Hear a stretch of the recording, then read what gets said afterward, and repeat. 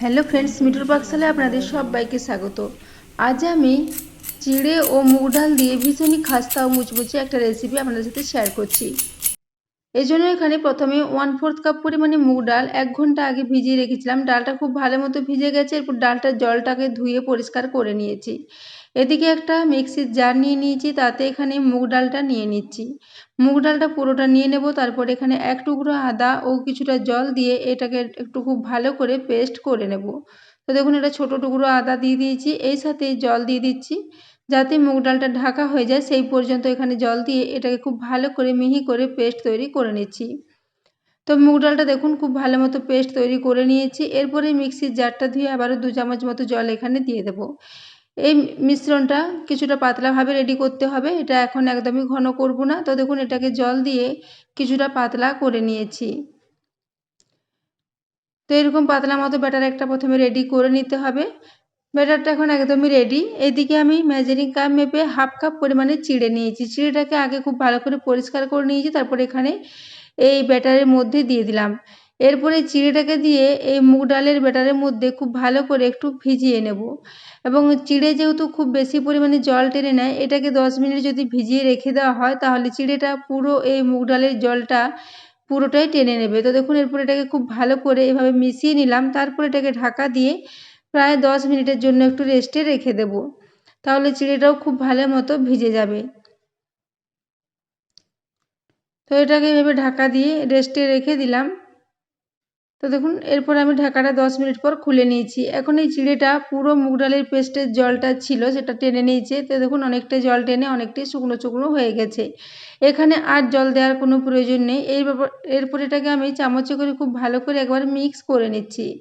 আপনারা চাইলে এখানে চিড়েটাকে একটু গুঁড়ো করেও মিশিয়ে দিতে পারেন, কিন্তু চিড়ে যেহেতু অনেকটাই নরম হয়, জল টেনে আবারও নরম হয়ে যাবে, সেই জন্য আমি আর মিক্সিতে না দিয়ে এইভাবে এটাকে মিশিয়ে নিয়েছি। এরপর এখানে কিছু সবজি নিয়ে নিয়েছি। সবজির মধ্যে অর্ধেকটা ক্যাপসিকাম নিয়েছি, একটা গাজরের অর্ধেকটা গাজর নিয়েছি, ওই সাথে 3 থেকে 4টা বিনসকে ছোট টুকরো করে কেটে নিয়েছি।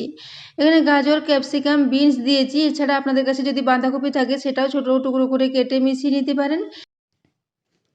এরপর এখানে কিছু মশলা নিয়ে নিচ্ছি। তো প্রথমে দিয়ে দিলাম 1 চা চামচ পরিমাণে গোটা জিরে, ওই সাথে এখানে দিয়ে দেব স্বাদ মতো লবণ। লবণটা দেওয়া হয়ে গেলে এখানে দিয়ে দিচ্ছি 1/2 চা চামচ পরিমাণে একটু ধনে গুঁড়ো, ওই সাথে এখানে দিয়ে দেব প্রায় 1 চা চামচ পরিমাণে কালো জিরে। কালো জিরে দিলে টেস্টটা ভীষণই ভালো হবে। তো এখানে আর কোনো মশলার ব্যবহার করব না, এই কটা মশলা দিয়ে এটা খুব ভালো মতো করে মিশিয়ে নিচ্ছি। তো সমস্ত কিছু এরপর চামচে করে খুব ভালো করে মিক্স করে নেব।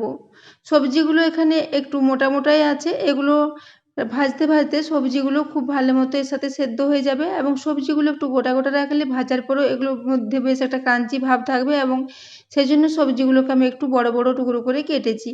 তো দেখুন, এরপর সবজিগুলোর সাথে চিড়ে ও মুগ ডালের পেস্টটা খুব ভালো করে এভাবে চামচে করে মিশিয়ে নিচ্ছি, এবং তার সাথে মশলাগুলো খুব ভালো করে মিশিয়ে নিচ্ছি। তো দেখুন, মিশ্রণটা অনেকটাই শুকনো শুকনো হয়ে গেছে। এখানে আর জল ব্যবহার করতে হবে না, এটা দিয়ে এটা খুব ভালো মতো মিক্স হয়ে যাবে। তো বন্ধুরা, আজকের রেসিপিটা যদি ভালো লেগে থাকে তাহলে অবশ্যই বন্ধুদের সাথে একটু শেয়ার করে দেবেন, এবং রেসিপি ভালো লাগলে একটা লাইক করতে ভুলবেন না। তো সবশেষে এখানে দিয়ে দিলাম প্রায় 2 চা চামচ পরিমাণে কসুরি মেথি। তবে কসুরি মেথির পরিবর্তে আপনারা কুচনো ধনেপাতার ব্যবহার করতে পারেন। তো কসুরি মেথিটা দেওয়ার পরও খুব ভালো করে চামচে করে আবার একবার মিশিয়ে নিচ্ছি। তো বন্ধুরা, আজকের এই রেসিপিটা আপনারা সকালে ব্রেকফাস্টে বা বাচ্চাদের স্কুলের টিফিনে বা বিকেলে চায়ের সাথে খুবই চটজলদি রেডি করে নিতে পারেন। একদমই সময় বেশি লাগে না, খুব কম সময়ের মধ্যে এটা রেডি হয়ে যায়। তো দেখুন, সব কিছু দিয়ে খুব ভালো করে এরপর একটু মিক্স করে নিচ্ছি। এরপর এখান থেকে চামচটা তুলে নিয়ে হাতে করে কিছুক্ষণ এটাকে আবারও একটু মিশিয়ে নেব। তো দেখুন, হাতে করে এটাকে খুব ভালো করে মিশিয়ে নিচ্ছি। চিড়েটা যেহেতু ভিজে খুব ভালো মতো নরম হয়ে গেছে, সেজন্য হাতে করে মিশ্রণটা তৈরি করতে সুবিধা হবে। তো দেখুন, আমি হাতে করে খুব ভালো করে আবারও এটাকে মিশিয়ে নিলাম। তো বন্ধুরা, আজকের রেসিপিটা আপনারা বাচ্চাদের স্কুলের টিফিনের জন্য বানিয়ে দিতে পারেন, এবং রেসিপিটা কীরকম হয়েছে যদি ভালো লাগে অবশ্যই একটা লাইক করে দেবেন। তো দেখুন, এরপর মিশ্রণটা খুব ভালো মতো রেডি করে নিয়েছি। এরপর ওখান থেকে এইভাবে কিছুটা করে মিশ্রণ নিয়ে এইভাবে একটু গোল গোল করে কড়াতে তেলের মধ্যে এভাবে চ্যাপ্টা চ্যাপ্টা করে ছড়িয়ে দেব। এখানে খুব অল্প পরিমাণে প্রায় 2 চামচ পরিমাণে তেল নিয়েছি।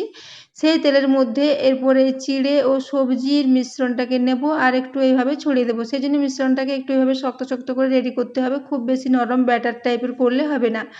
তো দেখুন এরপর আমি হাতে করে এইভাবে কিছুটা করে নিচ্ছি আর এইভাবে হাতে করেই একটু এগুলোকে চ্যাপ্টা চ্যাপ্টা টিকিয়ার আকারে এই তেলের মধ্যে ছড়িয়ে দিচ্ছি। তাহলে এগুলো খুব ভালো মতো ফ্রাই হয়ে যাবে। তো দেখুন এরপর গ্যাসের ফ্লেমটা আমি মিডিয়ামে রেখে নিচের দিকটা প্রায় 1.5 থেকে 2 মিনিটের জন্য একটু ভেজে নেব। এগুলো তাহলে নিচের দিকটা খুব ভালো মতো ফ্রাই হয়ে যাবে।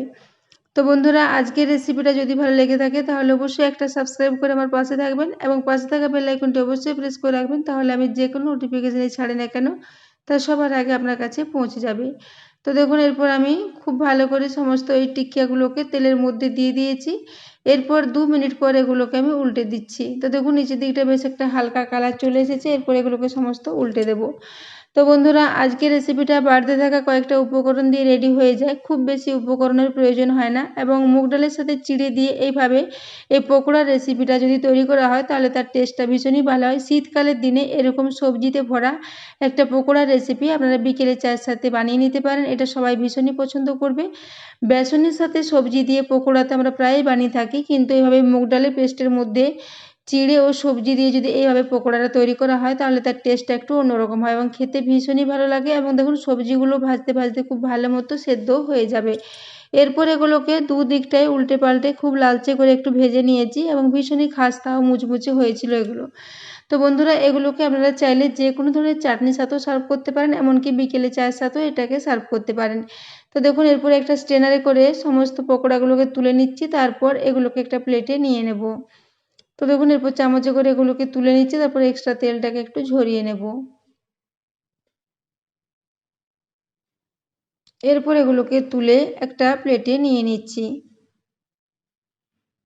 তার আগে এখানে আবারও কিছুটা মিশ্রণ রয়ে গেছে, সেগুলো একটু এই ফ্রাই প্যানের মধ্যে দিয়ে দিচ্ছি। তো এইভাবে আমি দু ব্যাচে করে সবগুলোকে একটু ভেজে নিচ্ছি। তো দেখুন এগুলো আমি দ্বিতীয় ব্যাচে ফ্রাই করে নেব। তো এরপর প্লেটের মধ্যে সমস্তগুলো নিয়ে নিচ্ছি। তো এর আওয়াজটা শুনে আপনারা বুঝতে পারবেন এগুলো কতটা খাস্তা মতো রেডি হয়েছে, ভীষণই খাস্তা ও মুচমুচে এগুলো রেডি হয়েছিল। তো দেখুন এরপর সমস্তগুলো প্লেটে নিয়ে নিয়েছি। এরপর একটার আওয়াজটা আপনাদের দেখিয়ে দিচ্ছি। দেখুন উপর থেকে ভীষণই খাস্তা ও মুচমুচে এবং ভেতরটা সবজিতে ভরা, ভীষণই টেস্টি এবং ভীষণই মুচমুচে একটা মুখরোচক রেসিপি। তো বন্ধুরা আজকের রেসিপিটা কেমন লেগেছে অবশ্যই কমেন্ট করে জানাবেন এবং রেসিপি ভালো লাগলে একটা লাইক করতে ভুলবেন না। তো বন্ধুরা দেখুন এগুলো দেখতেও খুবই লোভনীয় হয়েছিল, চায়ের সাথে এগুলো খুবই ভালো লাগবে। তো এতক্ষণ পর্যন্ত রেসিপিটা দেখার জন্য আপনাদের অশেষ ধন্যবাদ। আবারও চলে আসবো নিত্য নতুন কোনো রেসিপি নিয়ে।